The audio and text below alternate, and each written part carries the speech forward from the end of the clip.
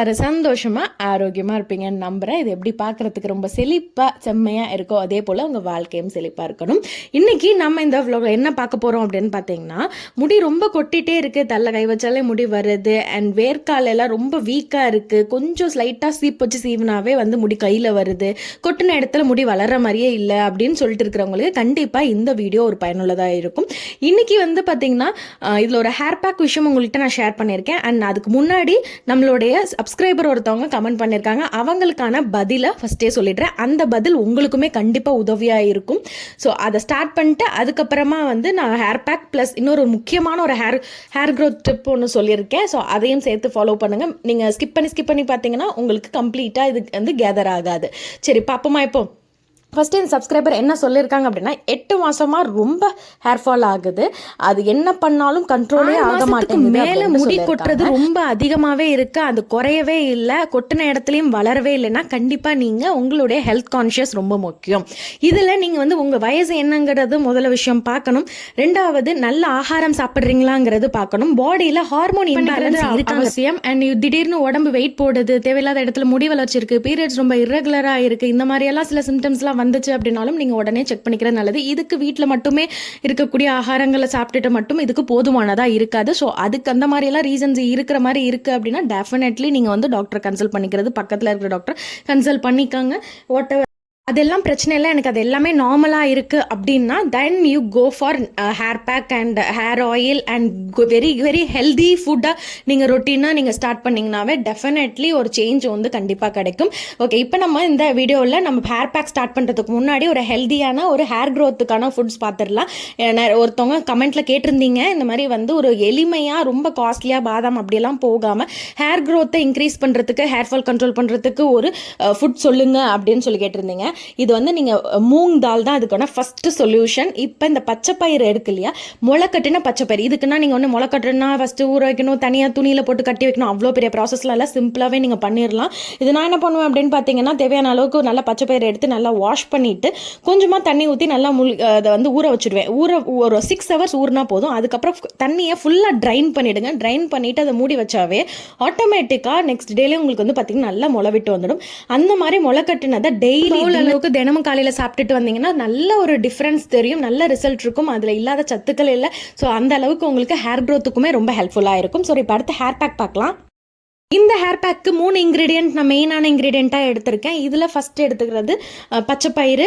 And பச்சைப்பயிறு வந்து பார்த்தீங்கன்னா அதில் ஆன்டி ஆக்சிடென்ட்ஸ் அதிகமாக இருக்குது, வைட்டமின்ஸ் மினரல்ஸ் எல்லாம் அதிகம். அதில் இருக்கக்கூடிய வைட்டமின் சி என்ன செய்யும் அப்படின்னு பார்த்தீங்கன்னா ஹேர் லாஸை வந்து கம்ப்ளீட்டாக ரெடியூஸ் பண்ணுறதுக்கு ரொம்ப ரொம்ப உதவியாக இருக்கும். ஸோ திருப்பி ஹேர் க்ரோத் ஆகிறதுக்கு ஹெல்ப்ஃபுல்லாக இருக்கும். ஸோ அதனால் நான் இந்த பச்சைப்பயிரை நான் அதில் மெயினாக எடுத்துருக்கிறேன். பச்சைப்பயிரோட அடுத்த இன்க்ரீடியன்ட் நான் இதில் என்ன எடுத்துக்கிறேன் அப்படின்னு பார்த்தீங்கன்னா அரிசி எடுத்திருக்கேன். ரைஸ் பற்றி நான் சொல்லவே வேண்டாம், நம்மளோட எல்லா ஹேர் பேக்ஸுமே மோஸ்ட் ப்ராபப்ளி இந்த ரைஸோட மிக்சர் இருக்கும். பட் இதை நான் எப்படி பயன்படுத்தினங்கிறத சொல்கிறேன். ரைஸை மட்டுமே நீங்கள் இப்போ நான் இது 2 விதமாக நீங்கள் இதை செய்யலாம். இப்போ நான் வந்து என்ன பண்ணுறேன் அப்படின்னு பார்த்தீங்கன்னா அரிசி ஒரு 2 டேபிள் ஸ்பூன் அளவுக்கு அண்ட் இந்த பச்சை பயிறு வந்து ஒரு 2 டேபிள் ஸ்பூன் அளவுக்கு எடுத்து அதை நல்லா தண்ணியில் ஊற வச்சிடுறேன். இதை வந்து பார்த்தீங்கன்னா ஓவர் நைட் மட்டும்தான் ஊற வைக்கிறேன். இந்த இது வந்து ஓவர் நைட் ஊற வச்சுட்டு மறுநாள் காலையில் அந்த தண்ணி இது எல்லாத்தையுமே நல்லா மிக்ஸி ஜாரில் போட்டு நல்லா கிரைண்ட் பண்ணி அதை நல்லா ஃபில்டர் பண்ணி எடுத்து வச்சுக்கிறேன். இதுவே நீங்கள் இன்னொரு விஷயமும் செய்யலாம். இதில் நீங்கள் என்ன பண்ணலாம்னா மூங் தாலை ஓவர் நைட்டில் நீங்கள் வந்து சோக் பண்ணுங்கள். அரிசி இருக்குல்ல, அரிசியை மட்டும் நீங்கள் வந்து காலையிலேயே நீங்கள் வந்து இப்போ இன்றைக்கி நீங்கள் ஹேர் வாஷ் பண்ண போகிறீங்கன்னா முதல் நாள் காலையிலேயே நீங்கள் வந்து அதை தனியாக ஊற வச்சுட்டு அந்த வாட்டரை நீங்கள் மறுநாள் அந்த இதை நீங்கள் யூஸ் பண்ணிக்கலாம். அந்த ரைஸ் கூட வேண்டாம், அந்த வாட்டர், அந்த ஃபெர்மெண்டட் ரைஸ் வாட்டர் வந்து அந்த அளவுக்கு ஹேர் க்ரோத்துக்கு ஹெல்ப்ஃபுல்லாக இருக்கும். ஸோ அந்த மாதிரி ஃபெர்மெண்டடான ரைஸ் வாட்டர் ப்ளஸ் மூங் தாலை நீங்கள் ஓவர் நைட்டில் சோக் பண்ணி வச்சுருக்கிறத எடுத்து நீங்கள் கிரைண்ட் பண்ணிக்கலாம். இப்படியும் பயன்படுத்தலாம். பட் நான் இந்த வீடியோவில் என்ன பண்ணியிருக்கேன் அப்படின்னா நான் வந்து மூங் தால் அண்ட் அரிசி ரெண்டுத்தையுமே வந்து பார்த்தீங்கன்னா நைட்டு ஓவர் நைட் மட்டும்தான் சோக் பண்ணியிருக்கேன். மறுநாள் காலையில் அந்த தண்ணியோடு சேர்த்து எல்லாத்தையுமே கிரைண்ட் பண்ணிவிட்டேன். மூங் தாலை நீங்கள் வந்து தண்ணியை வந்து ஃபெர்மெண்ட் பண்ணி யூஸ் பண்ணக்கூடாது, அதுக்காக நான் அதை சொல்லிக்கிறேன். இந்த ரெண்டுமே வந்து பார்த்திங்கன்னா ஹேர் க்ரோத்தை இன்க்ரீஸ் பண்ணுறதுக்கு அவ்வளோ ஹெல்ப்ஃபுல்லாக இருக்கும் அண்ட் ஹேர் ஃபாலை கண்ட்ரோல் பண்ணும். அடுத்து இருக்கக்கூடிய முக்கியமான ஒரு இன்க்ரீடியன்ட் நான் என்ன எடுத்துக்கிறேன்னா கற்றாழை. ஆலிவேரா மட்டும் நீங்கள் இப்போ எடுக்கிறீங்க அப்படின்னா அதை கட் பண்ணோன்னே அதுலேருந்து ஒரு திரவம் ஒன்று வரும். ஸோ அதை வந்து 7 முறை நல்லா அந்த கற்றாழையை வாஷ் பண்ணணும். வாஷ் பண்ண பிறகு தான் நீங்கள் அதை பயன்படுத்தணும், அதுக்கு முன்னாடி பயன்படுத்தாதீங்க.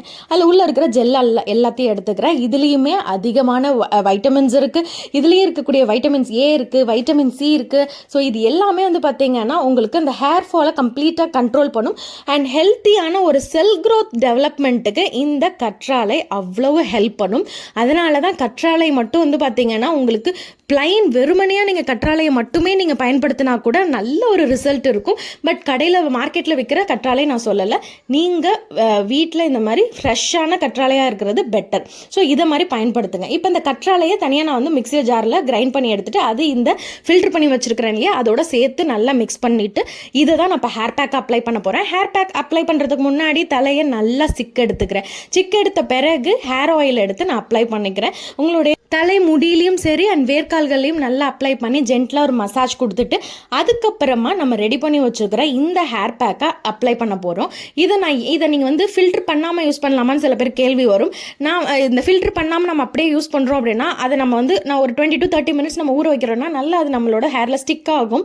ஸோ அந்த டைம் வந்து நமக்கு ஹேர் வாஷிங்க்கு ப்ராப்ளம். இதில் ரொம்ப முக்கியமே எந்த ஒரு ஹேர் பேக் போட்டாலுமே நம்ம ஹேர் வாஷ் பண்ணி முடிச்சுட்டு அதை நல்லா தலையை வந்து ட்ரை பண்ணி அதில் இருக்கிற சின்ன துகள் முடியல சிக்கியிருக்க இது எல்லாத்தையுமே முதல்ல ட்ரை ஆனோன்னா தட்டி எடுத்துடணும். அப்படி இல்லைன்னா அதையே வந்து சம்டைம்ஸ் டேண்ட்ரஃபாக அப்படியே ஸ்கேல்பில் படிஞ்சு கூட டேண்ட்ரஃபாக மாறும். ஸோ அது ஹேர் வாஷிங்கும் ஹேர் ட்ரையிங்கும் ரொம்ப ரொம்ப முக்கியம். ஸோ இந்த ஹேர் பேக்கை நீங்கள் அப்ளை பண்ணி முடிச்சுட்டு நான் ஈஸியாக அது வந்து எனக்கு ஹேர் வாஷிங்க்கு ஈஸியாக இருக்கணுங்கிறதுக்காக தான் நான் வந்து அதை வந்து ஃபில்டர் பண்ணி நான் யூஸ் பண்ணுறேன். ஹேர் வாஷ் பண்ணுறப்போ கண்டிப்பாக யூஸ் பண்ணுற ஷாம்பு ஹெர்பல் ஷாம்புவாக பேரபன் அண்ட் சல்ஃபேட் ஃப்ரீ ஷாம்பூஸாக யூஸ் பண்ணிக்கோங்க. ஷாம்பூஸை நல்லா டைல்யூட் பண்ணி பயன்படுத்துங்க, அப்படியே பயன்படுத்தாதீங்க. அது எதோட நீங்கள் டைல்யூட் பண்ணணுங்கிற விஷயத்தையும் நான் லாஸ்ட் vlogல ஷேர் பண்ணியிருக்கேன். பார்க்காதவங்க தாராளமாக போய் பாருங்கள். அதில் இந்த ஷாம்பூஸை எப்படி யூஸ் பண்ணுங்கிற விஷயம் சொல்லியிருக்கேன்.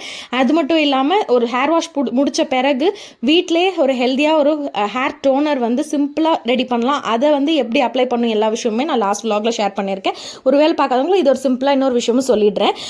நீங்கள் வந்து வெந்தயம் இருக்கு இல்லையா, நீங்கள் ஹேர் வாஷ் பண்ண போகிறீங்கன்னு தெரிஞ்சிருச்சுன்னா வெந்தயம் வந்து கொஞ்சமாக ஒரு டீஸ்பூன், ரொம்ப தேவையில்ல, 1 டீஸ்பூன் அளவுக்கு தண்ணியில் ஊற வச்சுடுங்க. நல்லா தண்ணி ஒரு 1/2 கிளாஸ் அளவுக்கு தண்ணியை நான் போட்டு நல்லா ஊற வச்சுட்டு அந்த 1/2 கிளாஸ் தண்ணி நம்ம ஊற வச்சிருப்போம் இல்லையா, அந்த வெந்தயம் ஊறின அந்த தண்ணியை எடுத்து நீங்கள் வந்து ஷாம்பு யூஸ் பண்ணுறப்ப நீங்கள் ஆட் பண்ணுற தண்ணி டைலூட் பண்ணிப்பீங்க இல்லையா, அந்த தண்ணிக்கு பதில் இந்த வெந்தய வாட்டரை வந்து நீங்கள் யூஸ் பண்ணிக்கிட்டீங்க அப்படின்னா ரொம்பவே பெட்டராக இருக்கும். அந்த மாதிரி ட்ரை பண்ணி பாருங்கள்.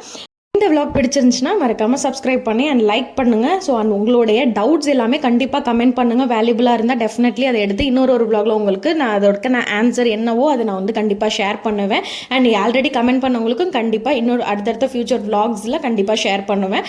என்னடா உங்களுடைய கமெண்ட்ஸ்க்கு வந்து இன்னும் எதுவும் ஆன்சர் பண்ணலையேன்னு நினைக்காதீங்க, இன்னொரு vlogல பார்க்கலாம்.